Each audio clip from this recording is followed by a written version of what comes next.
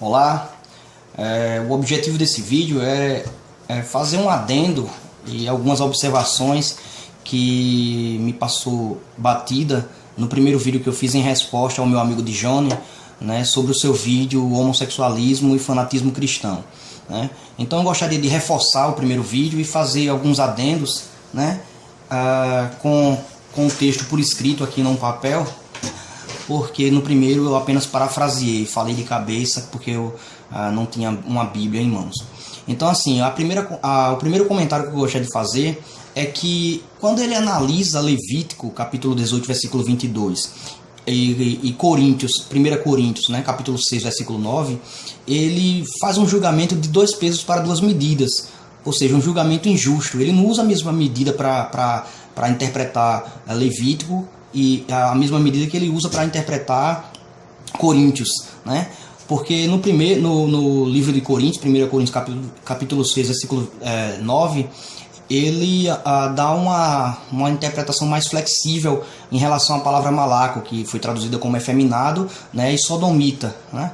Então ele tenta fazer-nos entender que aquela palavra não significaria necessariamente efeminado e sodomita, poderia significar uma gama de outros significados. No entanto, a primeira ponderação que eu gostaria de fazer é que Paulo discrimina outras práticas.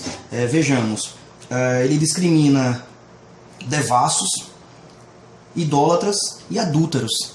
Então eu não sei que significado poderia ser mais, né, o efeminado, né, e o sodomita nesse contexto, né? Mas enfim, ele tem essa flexibilidade, né, no sentido de não entender como uma palavra referente ao efeminado e ao sodomita, ao homossexual ativo, o último, e o homossexual passivo.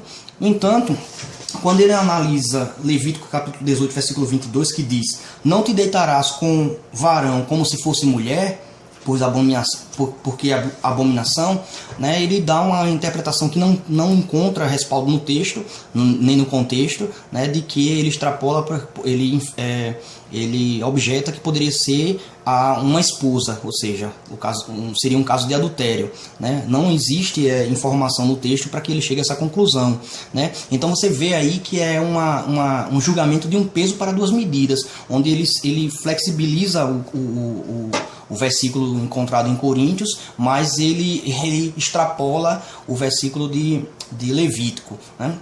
Então assim, eu acho que isso aí já ficou claro, né? Eu só estou apenas reforçando e fazendo alguns adendos e termino aqui o meu pronunciamento, né, lendo novamente o texto na íntegra de Romanos capítulo 1, versículo 26 a 27, que no primeiro vídeo eu apenas parafraseei, não tinha a Bíblia em mãos. Eu escrevi aqui num papel e o texto é bem desconcertante e bem direto, né, do próprio Paulo, né, que escreveu também Coríntios, né? Então ele diz que Deus os entregou às paixões infames, porque até as suas mulheres mudaram o uso natural no que é contrário à natureza. Semelhantemente também os varões, deixando o uso natural da mulher, se inflamarem em sua sensualidade uns para com os outros, varão com varão, cometendo torpeza e recebendo em si mesmos a recompensa que convinha para o seu erro. Então volto a dizer que a Bíblia trata como algo torpe, sujo, e também trata como erro, né, um homem se juntar com outro homem para manter relações íntimas.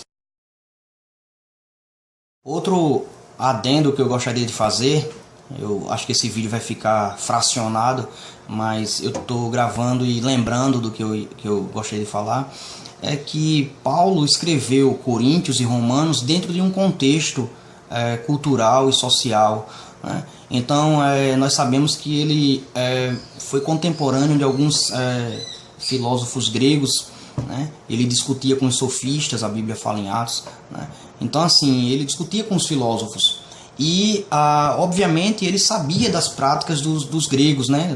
Dos pedagogos, né? Que eram reconhecido como pederastas, que mantinham relações sexuais com meninos novos, né? Então assim, a história nos conta que os meninos, né, em fase, né, da pré-adolescência ou mesmo infantil, abandonavam suas residências, suas casas, seus pais, seus lares, e ia morar com os pedagogos, né?